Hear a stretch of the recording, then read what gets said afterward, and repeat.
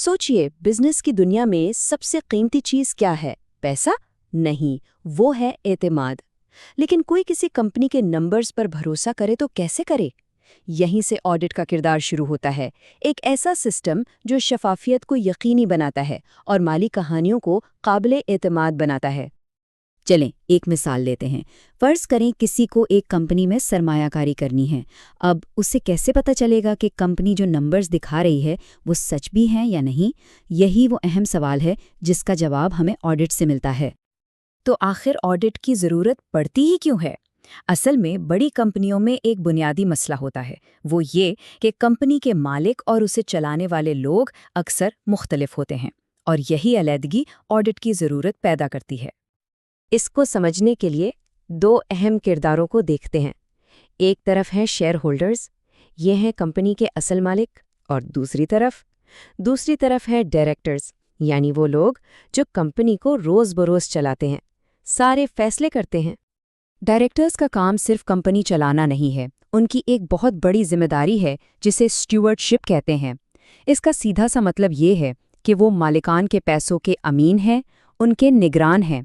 उनका काम है कि वो शेयर होल्डर्स की सरमायाकारी की हिफाजत करें और उसे बढ़ाएं। और यहीं से मसला शुरू होता है, क्योंकि मालिक कंपनी के रोज़मर्रा के कामों से दूर हैं और मैनेजमेंट उनके लिए काम कर रही है। बीच में एक एतमाद का खला पैदा हो जाता है। मालिकान को कैसे यकीन हो कि उन्हें जो कहानी सुनाई जा रही है वो सच्ची है? उन्हें एक आज़ाद तस्दीक चाहिए। तो इस एतमाद की खला को कौन पुर करता है? यहाँ एंट्री होती है एक आज़ाद ऑडिटर की, यानी एक्सटर्नल ऑडिटर की।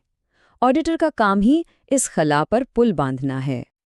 लेकिन एक बात बहुत बहुत अहम है, ऑडिटर का डायरेक्टर से बिल्कुल आज़ाद होना लाजमी है। अगर वो आज़ाद नहीं, अगर वो मैनेजमेंट के दबाव में आ गया, तो फिर उसकी रिपोर्ट की कोई वैल्यू नहीं, कोई अहमियत नहीं। सारा खेल ही इसकी गैर जानिबदारी का है।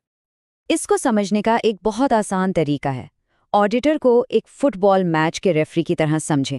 रेफरी का काम क्या होता है? यही देखना कि दोनों टीमें रूल्स के मुताबिक खेल रही हैं, कोई चीटिंग तो नहीं कर रहा।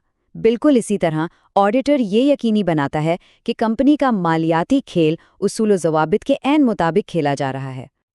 तो सवाल ये है कि ऑडिट होता कैसे है? एक चीज़ जहन में रखना बहुत ज़रूरी है। ऑडिट का मकसद हर छोटी से छोटी गलती या हर फ्रॉड को पकड़ना नहीं होता। ये कोई जासूसी कहानी नहीं है, बल्कि ये कंपनी की माली सेहत का एक ओवरऑल चेकअप है। ऑडिटर्स के पास कुछ खास टूल्स या असूल होते हैं। पहला है प्रोफेशनल स्केप्टिसिज्म, यानी पेशावराना शक।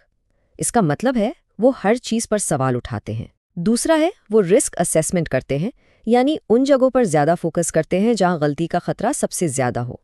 और हाँ, वो सिर्फ उन गलतियों पर तवज्जो देते हैं जो इतनी बड़ी हों कि उनसे माली फैसलों पर असर पड़े। और आखिर में वो हर चीज़ चेक नहीं करते, बल्कि सैम्पलिंग का इस्तेमाल करते हैं, यानी कुछ ट्रांजैक्शंस को चुनकर उनकी जांच करते हैं। इसीलिए ऑडिट एब्सोल्यूट गारंटी नहीं, बल्कि रीजनेबल एश्योरेंस देता है, यानी एक बहुत बुलंद लेकिन 100% नहीं यकीन दहानी। इसकी मिसाल मौसम के फोरकास्ट जैसी है। फोरकास्ट कहता है 90% चांस है बारिश का, तो छतरी लेकर निकलते हैं, लेकिन 10% चांस तो है कि बारिश ना हो। बिल्कुल इसी तरह ऑडिटर को भी पूरा इत्मीनान होता है कि रिपोर्ट्स ठीक हैं, लेकिन वो 100% गारंटी नहीं दे सकता। तो चलिए इस आम गलत फहमी को दूर करते हैं। ऑडिट का काम हर फ्रॉड को ढूंढना नहीं है। इसका असल मकसद ये देखना है कि फाइनेंशियल स्टेटमेंट्स में कोई मटीरियल यानी बड़ी गलत बयानी तो नहीं है, और ये कि वो मजमूई तौर पर एक सही और मुनसिफाना मंजरनामा पेश कर रहे हैं या नहीं।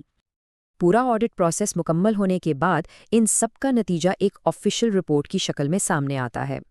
ये आप कह सकते हैं कंपनी के फाइनेंशियल स्टेटमेंट्स पर ऑडिटर का फैसला या वर्डिक्ट होता है। और इस वर्डिक्ट की भी अलग अलग किस्में हैं। सबसे अच्छा रिजल्ट है अनक्वालिफाइड ओपिनियन। इसका मतलब है सब ठीक है।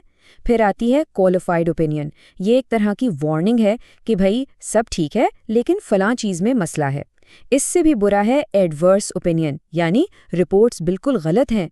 और सबसे संगीन है डिस्क्लेमर ऑफ ओपिनियन, जिसका मतलब है कि ऑडिटर के पास इतनी इन्फॉर्मेशन ही नहीं थी कि वो कोई राय दे सके, जो कि एक बहुत बड़ा रेड फ्लैग है।